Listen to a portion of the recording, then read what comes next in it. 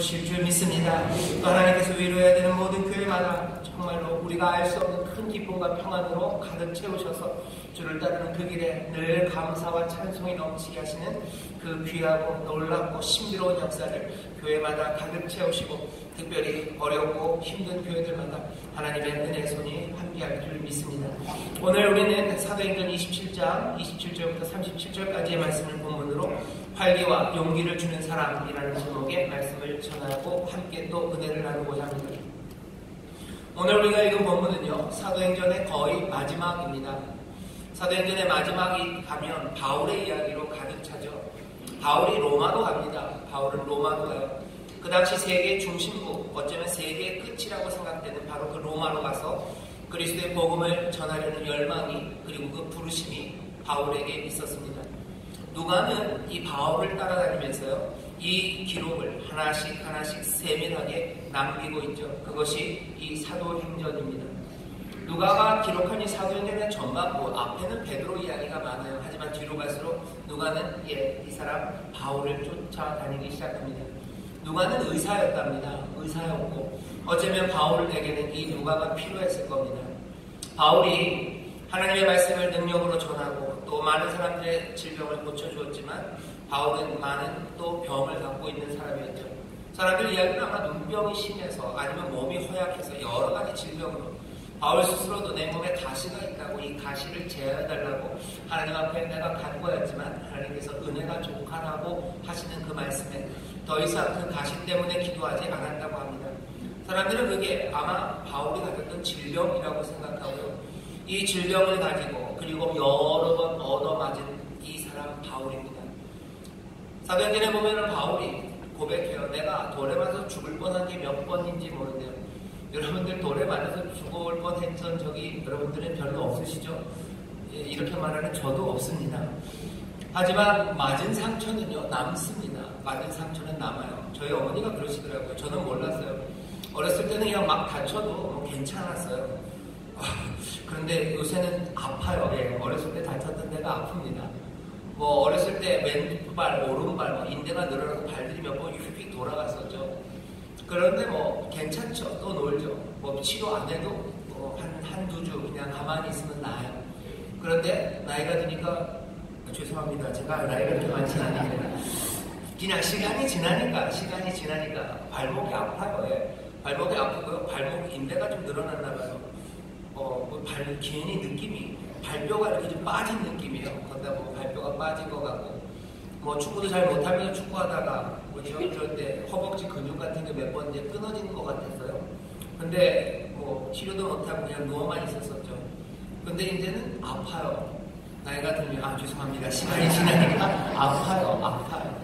여러분은 어렸을 때 다칠 때 아파요. 교통사고 당할 때 아픕니다. 근데 바울은 어떻습니까? 바울은 돌에 맞아서 죽을 뻔한 게 몇 번인지 몰라요. 사람들은 죽었다고 생각하고 내다 버린 게 몇 번입니다. 원래도 병약했던 사람 바울이 그렇게 심하게 얻어맞았어요. 아마 골병이 들었을 겁니다. 그 당시에 뭐 대단하게 엑스레이를 찍고 CT 찍고 MRI 찍고 그러지 못했죠. 여기 누가라는 의사가 그래서 아마 붙어 있었던 것 같아요. 온 몸이 아픈 사람이 바울입니다. 노쇠하여 이제 죄수가 되어서 로마로 갑니다. 죄수가 되어 로마로 가게 된 것도 하나님의 은혜일 겁니다. 왜냐하면 이 사람 바울을 죽이겠다고 작정한 유대인들이 있어요. 바울을 죽이겠대요. 기필코 죽이겠다고. 죽이기 전에 집에 돌아가지 않겠다고 결심한 사람들이 많아요. 로마로 가는 길이 멀고 험합니다. 그 길 어디선가 바울은 죽을지도 모릅니다. 하지만 하나님이 이 바울을 로마로 보내시고 싶어 하셔요. 그래서 놀랍게도 죄수의 신분으로 로마의 백부장을 통해서 안전하게 로마까지 가게 하십니다. 죄수의 신분이에요. 하지만 안전하게 로마로 가는 가장 분명한 길을 하나님이 이 사람 바울에게 제공하셨어요.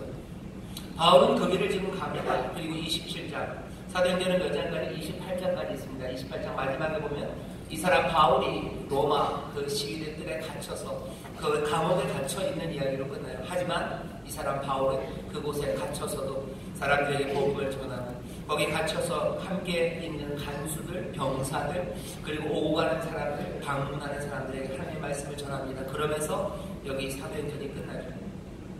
오늘은 그 로마로 가는 제일 마지막에 있었던 아주 놀라운 사건 하나, 그 사건 하나가 오늘 우리가 읽은 본문의 내용입니다. 아이들이 예쁜 친구들 성경 퀴즈대회 같은 거 할 때 많이 나오는 문제예요. 여러분들도 많이 들어보셨을 겁니다. 유라굴로라고요. 그 광풍의 이름이에요. 우리 이쪽 아시아 쪽에서는 태풍이라고 그러죠. 태풍, 큰 바람을 태풍이라고 그래요.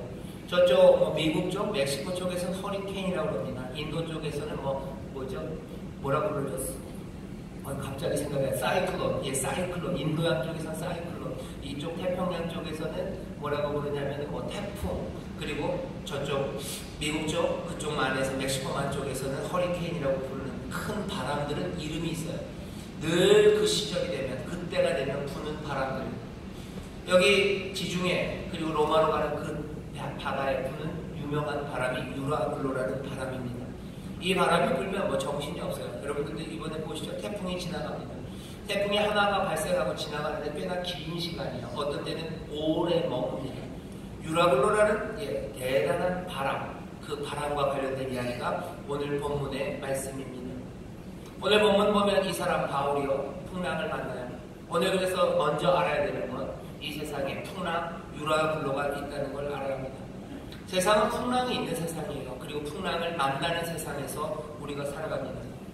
바울이 탔던 배, 이탈리아, 로마로 가기 위해서 마지막으로 탔던 배의 이름은 알렉산드리아 배예요. 알렉산드리아 배를 타고 로마로 가야 합니다. 로마로 가야 되는데 이게 무슨 요즘처럼 그래도 배가 빠르지 않죠. 그리고 항로가 정확하지도 않아요. 컴파스 들고 하늘의 별을 보면서 그저 돛 달고 가야 되는 배입니다. 물론 해로가 있어요. 뱃사람들이 그 길을 압니다.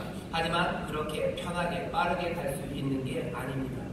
게다가 이 본문을 보면요, 우리가 읽은 본문의 조금 앞에 27장을 보면 이때는 유라굴로 뭔가 광풍이 불어오는 그 계절이 다가와 왔습니다.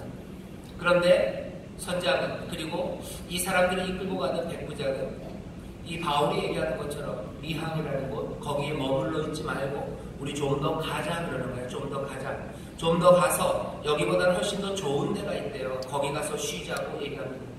베닉스라는 데로 가자. 거기서 겨울을 나면 좋을 것 같다고 얘기해요. 왜? 여기 있는 지금 있는 곳은 너무 좁아요. 베닉스는 좀 더 쾌적한가 봅니다. 먹을 것도 많고 아니면 즐길 것도 많은 그 항구에서 겨울을 나고 싶어요. 군인들은 그렇습니다. 여기 배를 모는 선주는 빨리 가고 싶어요. 조금이라도 빨리 가야 되죠. 일정을 줄여야 내가 한 푼이라도 더 받는 겁니다. 이 두 사람의 생각이 맞아떨어져요. 그러니 배는 베닉스에서 머물러 베닉스를 향해서 갑니다. 그러면서 문제가 생기죠. 큰 바람 유라굴로는 그때가 되면 늘 붑니다. 세상이 그런 것 같아요. 세상은 늘 풍랑이 있습니다. 그리고 그 풍랑의 거센 바람을 더 어렵게 만드는 건 사람들의 욕심과 그리고 내가 편하려는 생각이에요. 그것이 세상을 더 어렵게 만듭니다. 결국은 어떻게 됩니까? 유라굴로를 만나서 배에 있던 것들을 다 버려야 했어요. 자기가 가지고 가던 짐들, 또 배를 항해하는 데 사용했던 여러 가지 도구들 다 버려야 합니다. 지키려 했던 것들을 버려요. 우리가 살아가는 세상이 풍랑 같다고 사람들은 얘기하는데 딱 그렇습니다. 바다에는 풍랑이 있어요. 세상에는 풍랑이 있습니다. 그냥 멍땅 잔잔한 그런 인생, 그런 세상은 없죠. 하지만 그 풍랑 있는 세상 더 어렵게 만드는 건 자기의 유익 그리고 자기의 편안함을 위해서 무리한 결정들을 하는 그런 사람들입니다. 결국은 어떻게 됩니까? 가지고 있던 것들을 버려야 돼요. 결국은 어떻게 됩니까? 해와 별이 보이지 않는 세상이 돼요. 여기 보면 조금 앞에 보면 그렇게 돼 있어요. 20절에 여러 날 동안 해와 별이 보이지 않습니다. 유라굴로 강풍이 불어요. 그 큰 바람에 이제 해도 보이지 않고 별도 보이지 않습니다. 해가 안 보이고 그리고 별이 안 보여요. 캄캄합니다. 그리고 별이 보이지 않으니 방향을 찾을 수가 없어요. 어디로 가야 될지 몰라요. 공포와 그리고 방향 상실, 그것이 이 풍랑의 세상에서 사람들이 느끼는 감정입니다. 세상이 너무 흔들려요. 여기 지금 이 2000년 전 이 지중해 이 바다에서만 풍랑이 있는 게 아닙니다. 우리가 살고 있는 이 세상도 풍랑의 세상이죠. 늘 풍랑이 오고 갑니다. 경제적인 위기가 늘 오고 가요. 꼭 1930년 대공황만 있었던 건 아닙니다. 우리나라 경우에 IMF가 있어요. 또 그리고 한 10년쯤 있다 금융위기가 있어요. 금융위기가 있고 지금 10년쯤입니다.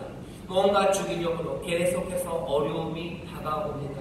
그리고 그것들 안에서 사람들은 자기들의 욕심과 자기들 편한 것들을 찾아가려고 세상들을 더 어렵게 만듭니다. 공포의 시간들, 그래서 방향을 상실하는 겁니다. 어쩔 줄을 모르죠. 그렇게 해와 별이 보이지 않고 공포와 방향 상실에 어려워하는 사람들, 그 사람들은 밥도 못 먹습니다. 오늘 본문 보면 14일, 열 나흘 동안 이 사람들은 굶었대요. 먹을 틈이 없습니다. 이리저리 던져지기 때문에. 풍랑 있는 세상에서 이리저리 던져져요. 밥 먹을 수 없습니다. 밥 먹을 정신 없어요. 결국 먹지 못하니 이 사람들은 죽어가는 겁니다. 결국 27장이 우리에게 보여주는 세상은요, 그 풍랑의 바다가 일어났던 유라굴로 바다가 광풍이 부는 그 바다는 우리가 살고 있는 이 세상과 너무나 닮아 있습니다. 늘 오는 어려움들이요, 아주 잔잔한 바다 같은 삶은 없습니다.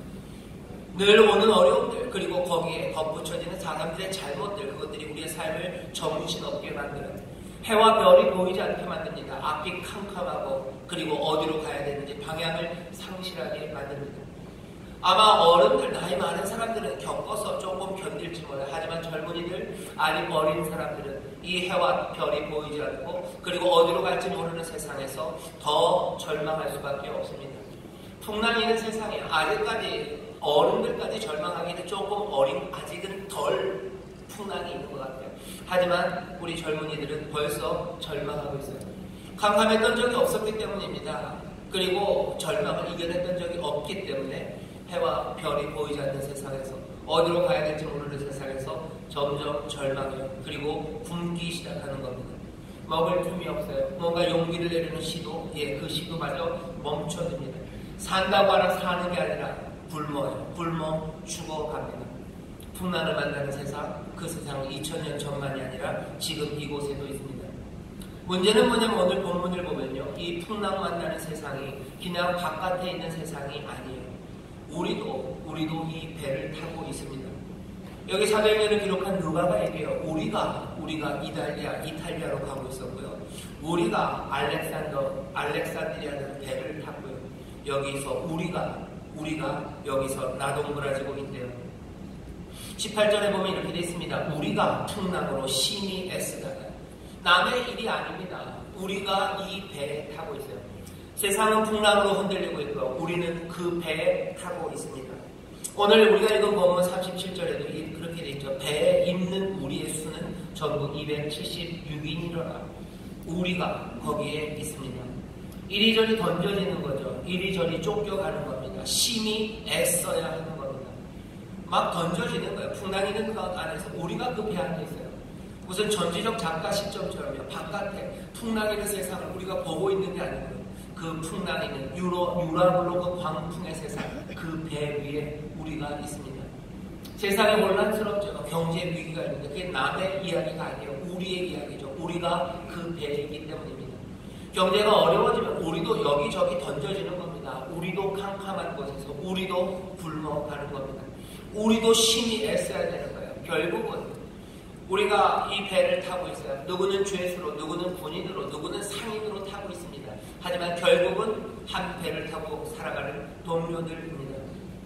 여기 굶어간 이 사람들, 이 배에 탄 사람들, 이 사람들이 어찌 될까? 결국은 이건 남의 이야기가 아니라 이 배에 탄 우리는 어찌 될까입니다. 폭풍의 세상에 우리는 배에 타고 있어요. 우리는 어떻게 될까요? 이렇게 어려운 경제적인 상황과 소망이 없고 뭔가 진리를 말할 수 없는 세상에서 우리는 어찌 될까 합니다. 우리의 자녀들은 갈 길을 잃고 절망하고 죽어가는 것처럼 살아가는 이 세상에서 그들은 또 우리는 어떻게 될까요? 이건 아름다운 노래는 아닙니다. 가슴 시린 노래죠. 아름다운 것들이라고 양현 씨가 불렀던 노래 있어요. 풀잎 끝에 맺혀있는 작은 이슬방울. 바람이 불면 이 이슬들은 어떻게 될까요? 어미 잃고, 그쵸? 그리고 이제는 몸도 다친 아주 작은 새들, 이 새들은 어떻게 될까요? 이 숲속에서 살아갈 수 있을까? 아름다운 것들이라고 제목을 붙였지만 사실은 아름답지 않습니다. 가슴 아픈 것. 인생이 아름답다고 얘기해요. 하지만 유라굴로 광풍이 부는 곳에서 배를 타고 가는 사람들, 그 사람들입니다. 누가는 이 이야기를 기록하고 있어요. 이 배는 어찌 될까요? 이 배에 탄 사람들은 어떻게 될까? 이 배에 탄 우리는 어떻게 될까 합니다. 이 배에 구원은 있을까? 이 삶에 희망은 있을까요? 이렇게 많은 사람들이 망쳐놓고 이렇게 어려워진 캄캄한 구원이 어디서 오는지 누가는 묻습니다. 우리가 읽은 본문 앞에 20절에 누가는 이렇게 써놨죠. 여러 날 동안 해와 별이 보이지 아니하고 큰 풍랑이 그대로 있으며 구원의 여명이 다 없어졌더라 그랬어요. 구원의 여명은 다 없어졌어요. 구원의 빛은 없어요. 해도 별도 어두워졌고 이제 배는 흔들리고 굶고 있습니다. 구원의 여명 그것이 없어졌다고 말하죠. 하지만 누가는 그 다음 21절에서 이렇게 쓰고 있어요. 여러 사람이 오래 먹지 못하였습니다. 그런데 드디어 바울이 가운데 서기 시작합니다. 이 배가 어떻게 될까 궁금해요. 구원의 여명은 사라졌는데 어떻게 될까 궁금합니다. 모든 사람은 이제 14일, 열나흘 동안 굶어서 어떻게 해볼 도리가 없습니다. 그런데 바로 거기 누가 바울이 그 가운데 섭니다. 바울은 어디 하늘에서 떨어진 사람이 아닙니다. 바울은 그 유라굴로 광풍 그 한가운데 있었던 사람이에요. 유라굴로 광풍이 부른 그 배 위에 있었던 사람입니다. 열나흘 동안 굶을 때 바울은 어디서 조용히 식사하고서 힘을 얻어서 온 사람이 아닙니다. 배에서 이리저리 나뒹굴 때 바울은 혼자 중심 잡고 서 있던 사람이 아닙니다. 어때는 젊은 뱃사람들과 군인들이 배 흔들리는 배에서 쓰러질 때 이 연약했던 바울, 어쩌면 여기저기 돌에 맞아서 제대로 서 있기 힘들었던 이 바울은 더 짐짝처럼 던져졌을 거예요. 그렇게 열나흘을 시달렸던 이 사람 바울입니다. 그 어두운 가운데 있었던 사람, 그 바울이 그 가운데서 일어섰다고 말합니다. 구원이 어디서 올까? 이 배는 어찌 될까? 우리는 어떻게 될까라고 하는 그 시간에 여기 한 사람, 나이 든 죄수, 물론 미결수이긴 합니다. 그래도 노쇠한 죄수가 서서 말하기 시작합니다. 이 사람이 서서 말하기 시작해요. 광풍의 바다 그리고 그 흔들리는 배 위에 노인 하나는 서기 시작하거든요. 이 배에 탄 276명은 어떻게 될까요? 이 땅에 살아가고 있는 이 광풍의 세상, 흔들리는 배 위에 있는 우리는 어떻게 될까요?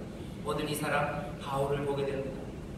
바울이 하는 일들을 보면요, 바울은 구원하기 위해서 그 자리에 섰어요. 우리 이제 소망 없이 죽자라고 얘기하는 거 아니에요. 그냥 이렇게 됐으니 어떻게 운명에 맡겨보자라고 얘기하지 않습니다. 바울은 서서 구원을 말합니다.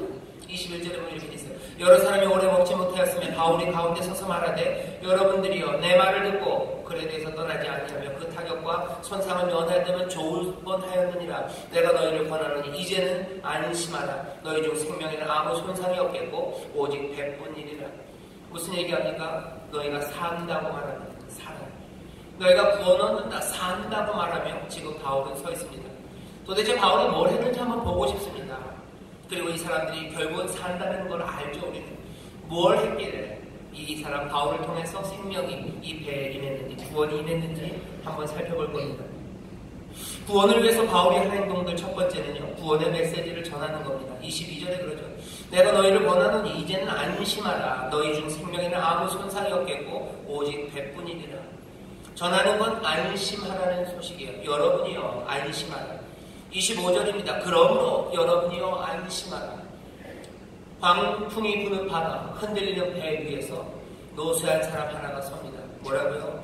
여러분이요 안심하라 라고 말하고 선언해요. 지금 우리나라 경제 상황이 어렵다고 그러고 사회적으로 여러 가지가 어려워요. 세상만 어려운 게 아닙니다. 우리가 타고 있는 배, 우리도 어렵습니다. 어려운 가운데 있는 어려운 사람, 어쩌면 가장 어려운 사람이 일어선 거예요. 이 말은 지금 삼성 부회장 이재용 씨가 나와서 하는 말이 아니고요. 경제부총리 김동연 부총리가 나와서 얘기하는 게 아닙니다. 누가 그 배에서 가장 많이 흔들렸던 노쇠한 바울, 그 사람이 섰어요. 바울이 누군지 압니다. 이 사람은 누굽니까? 하나님의 말씀을 받은 사람이에요. 하나님의 말씀을 내가 받았다는 거죠. 하나님의 사자가 어젯밤에 내 곁에 서서 말하되 바울아 두려워 말라. 네가 가이사 앞에 서야겠고 또 하나님께서 너와 함께 행선한 자를 다 내게 주셨다 했으니 그러므로 여러분이여 안심하라. 나는 내게 말씀하신 그대로 되리라고 하나님을 믿노라 말합니다. 믿음으로예요. 내가 무슨 대단한 여러분 걱정 마세요. 내가 이제 봤더니 내 주머니에 무슨 굉장한 엔진 하나가 있어서 이 엔진만 저 뒤에다 놓으면 우리가 쏜살같이 로마로 갈 수 있으니 그런 얘기 아니에요. 나에게 무슨 능력이 많아서 이 비를 막고 아무것도 없습니다. 뭐만 있어요? 하나님의 말씀을 나는 믿노라 하는 거예요. 하나님의 말씀을 믿노라. 그러니 사람들에게 말합니다. 안심하라 여러분이요. 안심하라 여러분이요. 지금 여기는 어디입니까? 바다 위에 흔들리는 배, 노쇠한 이가 14일을 굶어서 어쩌면 뭐 다크도 쭉 내려왔을 거고 광대뼈는 더 들어갔을 거고 제대로 서 있기도 힘든 이 사람입니다. 하지만 이 사람은 말하기 시작하여 안심하라 여러분이요, 하나님의 말씀을 나는 믿노라. 이 선포가 우리 가운데도 들리고 이 선포를 세상을 향하여 외치는 저와 여러분 되시기를 주의 이름으로 축원합니다. 배에 탄 사람이 어찌 될까 하는 거예요. 누가 그냥 눈물로 기록합니다. 우리가 두려웠던 시간에 해와 달이, 해와 별이 보이지 않는 14일 동안 굶었어요. 얼마나 걱정됐겠습니까? 그때 바울이 일어난다는 거예요. 바울이 하는 말을 누가든지 기록하면서 눈물이 납니다. 내가 알아요. 얼마나 이 사람 바울이 노쇠한지 압니다. 이 사도가 얼마나 그리고 어려운 인생을 살아왔는지 압니다. 하지만 또 아는 건 뭐예요? 바울이 하나님의 사람임을 알아요. 바울이 하나님의 음성을 듣고 주를 따르는 사람임을 압니다. 사명을 받은 사람임을 압니다. 이 사람 바울이 서서 말해요. 안심하라 여러분이. 이유는 뭐예요? 하나밖에 없어요. 말씀하신 그대로 되리라 믿는 믿음입니다. 믿음으로 약속을 붙잡아요. 그리고 평안을 선포합니다. 구원은 어떻게 시작됩니까? 이 선포서부터 시작되는 줄 믿습니다. 믿음의 선포가 우리 가운데 있어야 할 줄 믿습니다. 뭐라고 되어 있어요? 너와 내 집이 구원을 얻는데 주 예수를 믿으라. 그리하면 너와 내 집이 구원을 얻는답니다. 여러분 어떻게 하셔요? 선포하셔요. 흔들리는 배 위에 있는 여러분의 삶과 그리고 여러분들의 가족들과 그리고 이웃들의 삶을 향해서 말하셔요. 주 예수를 믿으라. 그리하면 어떻게 된다고? 너와 내 집이 구원을 얻으리라. 구원의 메시지가 여러분들의 입에서 선포되기를 주의 이름으로 축원합니다. 이 땅에 어려움이 많아요. 그리고 그것에서 우리가 밖에 떨어져 있는 사람이 아닙니다. 우리도 그 배 안에 있어요. 내 삶 힘듭니다. 나는 편안한데 어려운 사람에게 안심하라고 얘기하는 거 아닙니다. 나는 저기 피할 언덕 위에서 저 광풍 부는 바다는 저기 있어요. 쓰나미를 나는 피해서 언덕 위에 이미 있어요. 그리고서는 그 쓰나미가 몰아치는 그곳에 있는 사람을 향해서 안심하라고 얘기하는 거 아닙니다. 나 유랑도 그 광풍, 해와 별이 보이지 않는 것, 나도 14일 굶었습니다. 나도 이리저리 내동댕이 치며 내가 상처받은 사람이에요. 하지만 나는 믿음으로 말합니다. 주가 우리를 구원하실 줄 믿습니다. 주가 우리를 구원하실 줄 믿습니다. 안심하라 여러분이요, 주의 평안이 임할 줄 믿습니다. 주의 위로가 임할 줄 믿습니다. 주가 살리실 줄 믿습니다. 하나님의 말씀을 믿는 사람들, 그 사람들이 구원하는 거예요. 그 바다에서 이 사람들이 어떻게 구원받았는지 누가 기록하는 겁니다. 바울이 서서 말하기 시작했대요. 다른 증거 눈에 보이는 거 없어요. 손에 잡히는 거 없습니다. 뭐요? 나는 그 말씀을 믿노라. 나는 하나님의 그 말씀을 믿노라. 그러니 안심하라 여러분이요. 여러분들 이 말을 여러분들의 입술이, 여러분들의 영혼이, 여러분들의 삶이 세상에 외치시기를 주의 이름으로 축원합니다. 세상이 어렵고 힘들고 내 삶이 힘들다고 할 때 해야 되는 말이에요. 여러분 그 말씀이 임해옵니다. 그 약속의 말씀이 기억나야 합니다. 마음이 무너질 때 성령이 우리 가운데 감동을 주시고 성령이 우리를 진리 가운데로 인도하시고 약속의 말씀 기억나게 하셔서 이 말씀을 붙잡으시기를 주의 이름으로 축원합니다. 그리고 세상을 향해서 말하셔요. 마음이 무너진 사람들 향해서 말하세요. 광풍의 세상에서 어쩔 줄 모르는 사람들과 굶어서 죽어가는 사람들 향해서 말하세요. 우리의 청년들이 불안해합니까? 갈 방향을 잃었습니까? 먼저 해야 되는 건 뭐예요? 믿음으로 말하십시오. 하나님의 약속의 말씀을 전하십시오. 주가 우리를 구원하실 줄 믿습니다. 주 예수를 믿으라. 그리하면 너와 내 집이 구원을 얻으리라. 주의 약속의 말씀이 선포되는 복된 곳에 하나님의 구원이 넘치게 될 줄 믿습니다. 바울이 어떻게 하는지 보셔요. 구원을 위해서 바울이 또 어떻게 합니까? 관찰합니다. 그리고 판단해요. 오늘 본문입니다. 열나흘째 되는 날 밤에 우리가 아드리아 바다에 이르러 이리저리 쫓겨갑니다. 쫓겨간다는 건 막 내동댕이 쳐지는 거예요. 밤중중 되어 사공들이 어느 육지에 가까워지는 것 짐작해요. 물을 재어봅니다. 20길이요. 조금 가니까 15길입니다. 점점 육지로 가고 있다는 걸 알아요. 사람들이 이건 너무 빨라요. 이러다가는 어느 해안인지 몰라요. 항구면 제대로 물길이 있을 텐데 어느 바다인지 모릅니다. 그러니 불안하죠. 암초에 부딪힐지도 몰라요. 그래서 거기에 멈춥니다. 해가 떠야 돼요. 물길을 찾고 길을 가야 합니다. 그래서 닻을 4개를 내려요. 그래서 거기서 정박합니다. 기다리는 거죠. 그런데 이 사람들은 눈치가 빨라요. 아, 여기 이러고 있다. 어떻게 될지 몰라요. 이 사람들 다 책임 못해요. 사공들은 조용히 뒤쪽에다가도 닻을 내리는 척하면서 어떻게 해요? 배를 내리는 거예요. 배를 내리고 이렇게 20길, 10길로 줄어든다면 이 방향으로 가면 뭔가 섬이 있을 거예요. 이 배를 내가 우리가 다 책임질 수는 없어요. 하지만 우리라도 살자고 사공들이 것들을 내립니다. 누가 알아요? 바울이 압니다. 바울은 어떤 사람이에요? 모두가 다 힘들고 10나흘을 굶었어요. 하지만 바울은 끊임없이 주변을 살핍니다. 주변을 살펴 사공들이 하는 일을 알아요. 그리고는 어떻게 해요? 백부장과 군사들에게 말합니다. 사공들이 떠나면 우리는 다 죽습니다. 저 사람들 있어야 이 배를 가지고 육지까지 가죠. 그러니 어떻게 하셔야 돼요? 거룻줄을 끊어버려야 돼요. 군사들이 거룻줄을 끊어버립니다. 그러니 비상용으로 타고 가는 배가 이제는 없어요. 사공들은 떠날 수 없습니다. 배에 남아야 돼요. 바울은 어떤 사람입니까? 관찰하고 판단해요. 끝까지 살핍니다. 주변을 살펴요. 눈이 밝아서 주변을 살피고 그리고 바르게 판단하는 사람이 바울입니다. 구원을 위해서 바울이 한 일들, 여러분들 구원을 선포하셔요. 그리고 어떻게 하셔요? 그냥 눈 감는 거 아닙니다. 하나님의 약속의 말씀을 받아요. 그리고 믿음으로 그걸 선포합니다. 그리고 주변을 살피는 거예요. 내가 해야 되는 일들이 뭔지, 그리고 어디에 도움이 필요한지 관찰합니다. 그리고 판단합니다. 성령님 우리를 도우셔야 돼요. 그리고 주변에 대한 관심을 놓치면 안 됩니다. 여러분 옆에 있는 어려운 사람들과 그리고 여러분들 옆에서 일어나는 악한 일들에 대해서 여러분들 눈을 크게 뜨셔야 돼요. 왜? 광풍이 있는 세상을 더 어렵게 하는 문제들이 많기 때문입니다. 하나님의 구원의 역사, 그것들을 가로막는, 그죠? 가로막는 악한 계획들, 자기만 살겠다는 생각들, 자기의 유익을 구하려는 어떤 시도들, 그런 것들이 점점 많아진다면 구원은 조금씩 더 멀어지기 때문이에요. 구원을 위해서 나도 살고 우리 이웃도 살고 내 사랑하는 이들을 이 광풍의 세상에서 흔들리는 배에서 건져내고 살리기 위해서는 여러분들 믿음으로 선포하십시오. 그리고 눈을 바로 뜨고 주변을 살피시고 그리고 바르게 판단하셔야 돼요. 성령님이 인도하셔야 됩니다. 그리고 어쩌면 조금의 눈치 공부가 필요합니다. 마지막 세 번째, 바울이 한 일입니다. 어떤 일을 합니까? 33절입니다. 날이 새어가매 바울이 여러 사람을 음식 먹으라 권하여 가르되 너희가 기다리며 먹지 못하고 줄인 지가 오늘까지 열 나흘인즉 음식 먹으라 권하노니. 33절 34절에서 계속 말해서 바울은 이 사람들에게 음식을 먹으라고 합니다. 음식을 먹으래요. 34절 보면 음식 먹으라 권하노니 이것이 너희 구원을 위하는 것이고 너희의 구원을 위해서 음식을 먹으래요. 이 떡을 먹으랍니다. 여러분이 이 말씀을 들으면 그래 뒤에 보면 이렇게 돼 있죠. 떡을 줘요. 바울이 먼저 먹습니다. 그러니 다른 사람들도 먹어요. 오늘 본문은 거기까지입니다. 그 사람들이 276인이었어요. 그 다음 보면 배부르게 먹고 나서 이제 이 사람들이 일하기 시작해요. 배에 있는 무거운 것들을 다 버리기 시작합니다. 그 말씀을 읽으면 그렇지. 이 말씀의 교훈은 뭐예요? 사람들을 먹여야 돼. 왜? 먹어야 힘이 나고 힘이 나야 뭔가 일을 하니까. 그러니까 뭐니 해도 먹는 게 제일 중요하다라고 교훈을 가지실 수도 있어요. 하지만 그것만은 아닙니다. 구원을 위해서 바울이 한 일이 사람들에게 먹을 것을 주는 거라고 보여져요. 하지만 이건 먹을 것을 주는 것보다는 조금 더 큰 의미가 있습니다. 오늘 여기 35절에 보시면요. 어디선가 많이 들어본 이야기예요. 바울이 어떻게 합니까? 그냥 먹을 걸 줬다고 그러지 않아요. 먹자 하고 신나게 먹었다고 안 그랬어요? 35절에 보면 누가가 이렇게 기록합니다. 떡을 가져다가 모든 사람 앞에서 하나님께 축사하고 떼어 먹기를 시작합니다.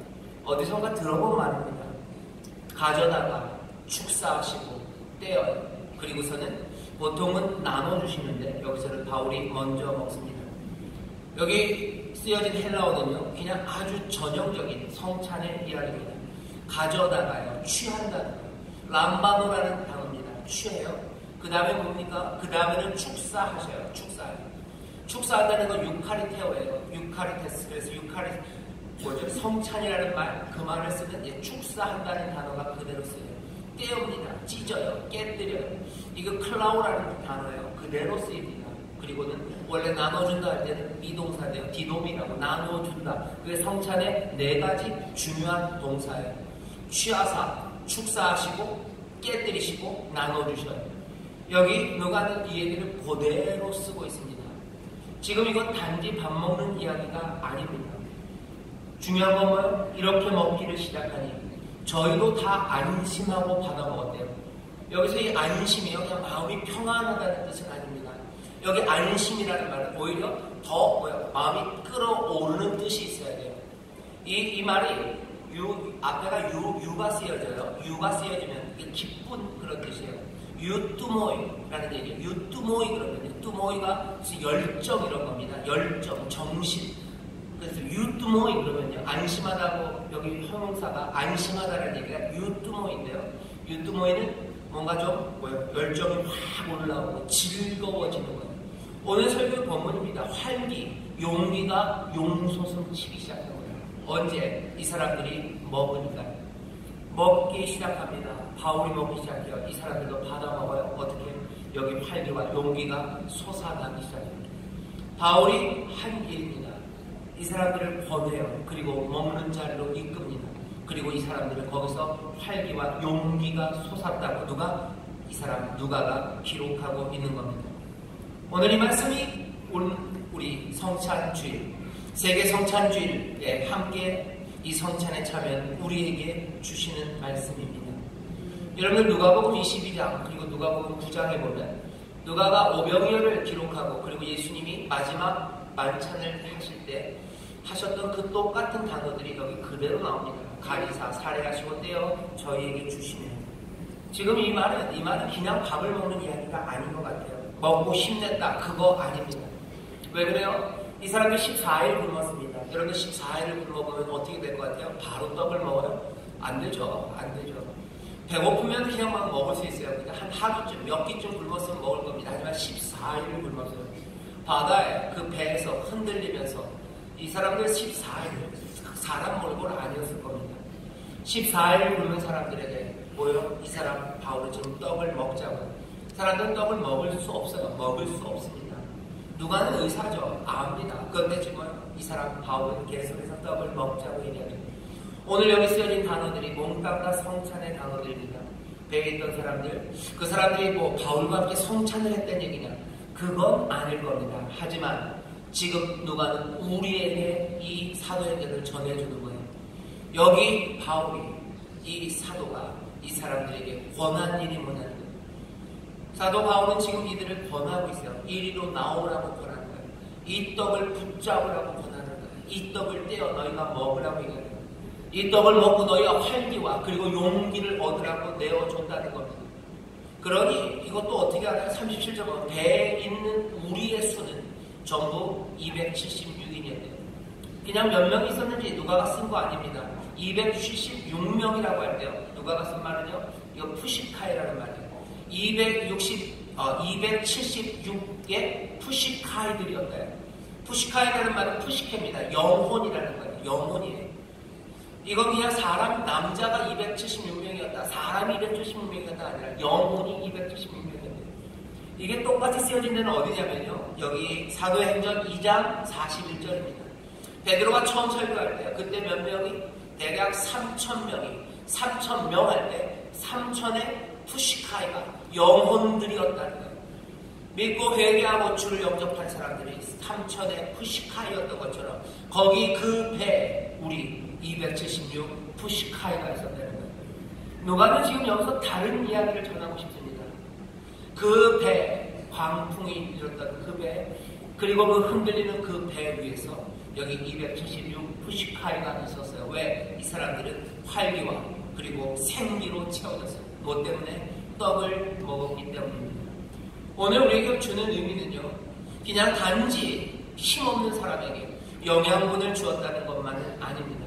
바울이 한 일은 뭐예요? 구원의 메시지를 선포합니다. 믿음으로 선포해요. 주변을 살핍니다. 그리고 뭐예요? 이 사람들을 떡으로 인도하는 거예요. 그래야 먹을 수 없는 사람들, 힘을 얻을 수 없는 사람들이 활기 그리고 용기를 얻습니다.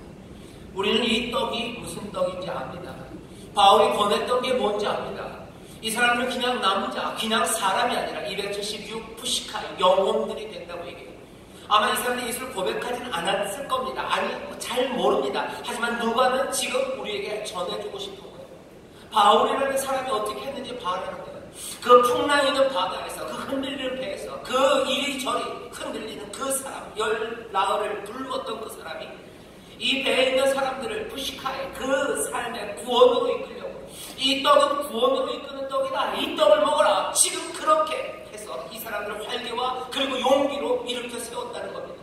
꼼짝 못했던 사람들이 삶을 위해서 다시 달려가게 하는 거예요.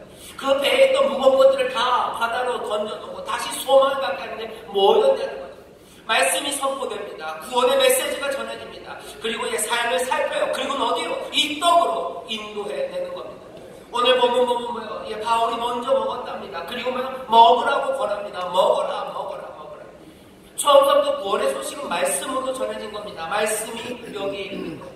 오늘 설교의 제목입니다. 활기 그리고 용기를 주는 사람. 바울이 활기와 용기를 주죠. 하지만 결국 오늘 본문 보면 용기와 활기는 어디 생깁니까? 이 사람들이 모두 다 안심하게 된 것. 유뚜모이, 그 마음이 뜨거워지고 열정이 생기기 시작한 것, 생명으로 나오기 시작한 것, 이 사람들이 푸시카, 이 영혼이 되기 시작한 건 어떻게 된 거예요? 그 떡을 먹으면서입니다. 누가는 그 이야기를 하고 싶은 거예요. 여기 바울이 이끌어갑니다. 하지만 결국은 이 사람들이 활기와 용기를 얻게 된 건 뭐예요? 그 떡을 먹으면서요. 그 떡 앞에 나왔어요. 그거 먹어야 구원을 얻는다고 지금 누가는 이야기하는 겁니다.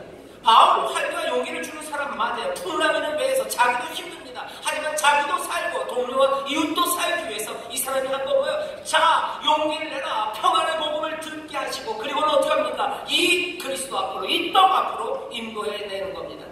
지금 이 풍랑이 있는 세상에서는 이렇게 사는 사람이 필요합니다. 여러분들 바울처럼 먼저 드십시오. 여러분들 먼저 하나님의 복을 받으시고 그리고는 어떻게 복이 되는 사람 되셔요. 여러분들 이 사람 바울처럼 먼저 생명으로 충만하고 많은 사람들 살려내는 사람들 되시고 먼저 이 떡을 먹으시고 이제 먹이는 분들 되시기를 주의 이름으로 축원합니다. 오늘 이 자리에 그 떡이 우리 가운데 펼쳐진 자리에 활기와 용기가 필요한 사람들, 힘과 생명이 필요한 사람들, 절망과 죽음, 그것들을 끊어내는 음식, 활기와 용기로 우리를 채우는 그 떡이 지금 여기 있는 거예요. 바울이 먼저 먹은 것처럼 먹으십시오. 그리고 세상을 향해서 그 말씀을 전하세요. 안심하라 세상이여, 주의 약속의 말씀이 여기 있으니 너희들 안심하라. 그리고 어떻게 해요? 이 떡으로 나와라. 그 구원의 떡으로 나와라. 주를 믿는 자들, 주 예수를 믿으라. 그래야만 너와 내 집이 구원을 얻으리라. 주께서 우리를 살리실 줄 믿습니다. 위로하실 줄 믿습니다. 새롭게 하실 줄 믿습니다. 용기와 활기로 채우실 줄 믿습니다. 이 떡은 어디에 펼쳐집니까? 풍랑 있는 그 바다 위, 그 흔들리는 배, 그 위에 이 떡이 펼쳐지는 거예요. 오늘 이 흔들리는 세상과 이 흔들리고 연약한 사람들 앞에 지금 똑같이 이 떡이 펼쳐져 있습니다. 오십시오. 그리고 여러분들 드십시오. 여기 높이 들리시고 그리고 이제 하나님께 드려진, 하지만 이제는 찢겨져서 우리에게 전해지는 이 생명의 떡을 여러분들 기쁨으로, 감사함으로, 기대로 여러분들 받으시기를 주의 이름으로 축원합니다. 활기와 용기가 여러분에게 임할 줄 믿습니다. 생명이 여러분에게 임할 줄 믿습니다. 여러분을 통하여 이 배에 탄 모든 이들이 하나님 앞에 나오는 복된 영혼, 구원과 놀라운 생명으로 충만한 변화가 여러분들의 이 순종을 통하여 또 새롭게 이루어질 줄 믿습니다. 기도하겠습니다. 하나님 아버지 감사합니다. 오늘 이 시간 생명의 떡 앞으로 나왔습니다. 활기와 용기를 주시는 하나님의 능력입니다. 주여 이 높이 들수록 찢기신 이 은혜 생명의 떡 앞에 나왔사오니 이제 우리로 먼저 먹게 하시고 아버지 하나님 믿음으로 굳건하게 서게 하시며 세상을 향하여 구원을 선포하고 아버지 하나님 이 떡을 통하여 많은 사람들을 살리는 하나님의 사람들 되게 하여 주시옵소서. 풍랑이는 바다나 아버지 하나님 또한 흔들리는 배 위에 우리가 있으나 이 떡이 우리와 함께 하시오니 우리가 두려움이 없는 줄 믿습니다. 이제 믿음으로 먹습니다. 아버지 하나님 감사함으로 받아듭니다. 떡을 먹고 마시는 자들마다 이제 죽지 않고 부활의 생명으로 가득 채우실 줄 믿사오니 주여 함께하여 주시옵소서. 성령님 이 복된 시간을 인도하여 주시옵소서. 감사님의 예수님 이름으로 축복하며 기도하옵나이다. 아멘. 내가 너희에게 전한 것은 주께 받은 것이니 곧 주 예수께서 잡히시던 밤에 떡을 가지사 축사하시고 떼어가